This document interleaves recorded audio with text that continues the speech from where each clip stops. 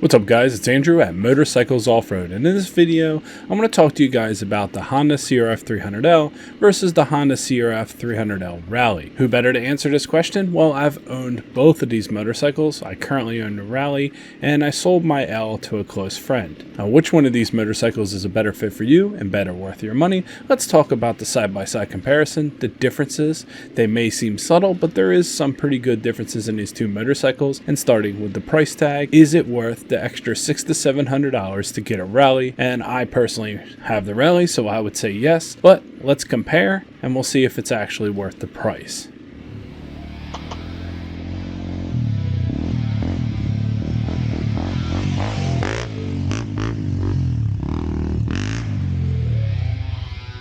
Okay, let's break this down. One reason why this is such a contentious topic is because with the Cheruby's new tank, it's a 3.7 gallon tank that is shipped for roughly around $350 if you can get your hands on one. It pretty much mitigates one of the big things that the Rally offers, which is your fuel capacity. The Rally does stock have a larger tank at 3.4 gallons, where the standard L only has a 2.1 gallon tank. But what else does the Rally offer? Let's go through it. Number one, of course, is the Rally Tower, which includes a windscreen. But if you never rode a bike with a tower, it's a little bit different. So when you're riding your dual sport, as you turn your handlebars left and right, your headlight is fixed to the handlebars. But if you ride something like the Tenere or the Rally or something that has a Rally Tower, it's fixed to the frame. This enables you to put on your GPS, other items, gadgets, and including the windscreen. And Honda did include a nice bar that's welded into the frame to attach your phone or GPS. You definitely don't get that with the stock L. And as I said, the windscreen, the L comes with no windscreen. I've seen so many people bolt a windscreen onto the L, and I actually think the Rally windscreen is not too bad. Next is the lighting. The lighting is far superior on the Rally than the L. You're getting super bright LED lights. Now personally, I do not like the small and the large light system. When bikes do this, I really don't like it aesthetically, although some people are fine with it. If you're fine with it, the lighting is a lot brighter, and that is something to look forward to. Now, even though I have the Rally, I have been looking into getting an actual bolt on from maybe AXP and some of these other guys out there to do these custom Rally towers, because I think they just look amazing to start, and they also offer a bunch of features. Next thing to mention is the front brakes. I don't know how this thinking went about. It was something along the lines of, hey, we're going to make the Rally, it's 20 pounds heavier, so what should we do? I know, let's make a huge front brake. And in fact, it actually stops really well. It has a good bite, where I felt the L was kind of squishy. And now some people mitigate this by stainless steel braided cables and serrated brake pads, but it's a much larger front disc for such a small difference in weight. Kind of odd, but I'll take it. I like the brakes. Next is the fairings overall. You either like them or you don't, but they do offer wind protection and they do offer something else that could break. So basically, if you're getting the Rally, most likely you're going to put crash bars on it so you don't break the fairings, or you could be like me, how I bought mine, which actually had cut fairings. And I actually feel it grew on me. I feel like the cut fairings are aesthetically the best look out of the three, let's say. Over the L, over the full fairings, I feel like the cut fairings look amazing. I mean, just look at it. It has a really cool look, but they offer wind protection and they also blend the tank in very nicely, the oversized tank. Here's something that people don't really talk about, or they haven't noticed about these two bikes comparing them. And from owning both, I would say the frame protection is much better on the Rally. And I don't mean the plastic skid plate that comes with it, although that's nice if you're just doing gravel. I'm talking about the coating they put on the frame. See, me and many other people have scratched up our L's frame. Our boot goes against it, maybe you hit some brush, and it just takes the paint right off this thing. And you're repainting it, sanding it down, maybe putting frame guards on it. Well, whatever compound they put on the Rally, it's black instead of the silver, and it is really durable. I have not managed to scratch it, and I take this bike through trees, through brush. I wear MX boots, adventure boots, etc., and I have no problems at all. So perhaps maybe they should have put this coating on both bikes, but I will say it's really durable. Also, another one is the stock suspension's more stiff. I say that incredulous with a question mark because I thought I was going crazy. I jumped on the Rally, first time riding it, and I was like, man, this suspension actually feels pretty good in the rear. And you know, the L is notorious for being soft. And I got to thinking, well, you know, could be two different shocks on the same assembly line. One could be slightly different than the other. That might be what I'm feeling. Or maybe the preload is just adjusted a little bit harder because this is a 20-pound heavier bike, so maybe they compensated for that. And I just kind of brushed it off. And then randomly a subscriber mentioned how he felt the Rally suspension was harder than the L, and it's absolutely true. If you're a person that's going to be doing commutes and you're basically going to be hitting road most of the time, I would say the ride is fine on both, but if you are venturing to gravel, sandy areas, the Rally has a little bit stiffer of a suspension. I haven't seen it written anywhere, but I have experienced it firsthand, and I've also talked to other people who have as well. So that one you can take with a grain of salt, but that's just my personal experience. Okay, the things to know, as we talked about, the Rally is heavier. It's 20 or so pounds more, well, 20 plus pounds more, but you also have to take in consideration that Honda does weigh their motorcycles wet and full of fuel, so half of the weight that the Rally is more, let's say 10 pounds, 12 pounds, is the fuel capacity. The rest is the fairings, etc. The seat height is slightly taller on the Rally, I will say that. It's not noticeable to me, but some people, if they're looking to try to get the bike as low as possible, it's a ½ inch higher. Just something that should be noted. And another thing the L has going for it is now it has multiple color schemes. The Rally is still at the same scheme, which I think looks adequate, but I also think the 300L Silver looks pretty darn cool as well, and that wasn't available when I had my L. So the big question is, which one is better and which one do I feel like is better? And ultimately, I like my Rally better, but that's because the versatility of this platform as a whole, I really liked my L, and I geared it down really low, and I used it for a woods bike. I took it up rocks, single track, etc. So for me, they fit two different purposes as I had them, despite them being very similar platforms. But you really have to think what you want for the motorcycle. Do you want a commuter that can give you that great gas mileage, give you the wind protection, as well as have the long range? Then you're going to go for the Rally. And it is also completely capable off-road, far more capable than most adventure bikes, at least with average riders. Or do you go with the L that ultimately feels a bit more nimble, the look of a dual sport, and all the while both of these bikes still enjoying the great fuel mileage, buttery smooth transmission,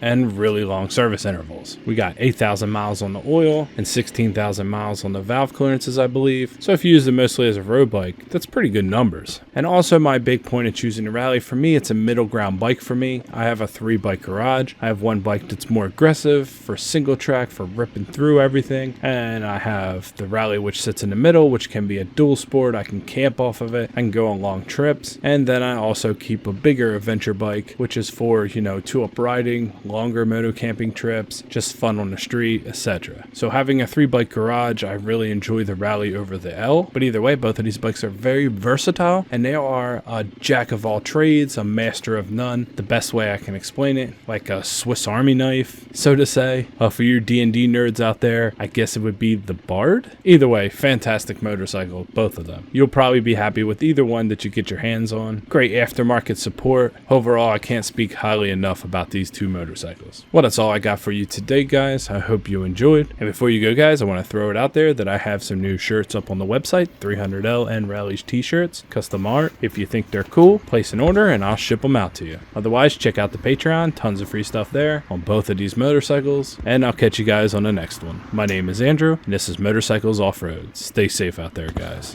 Thanks.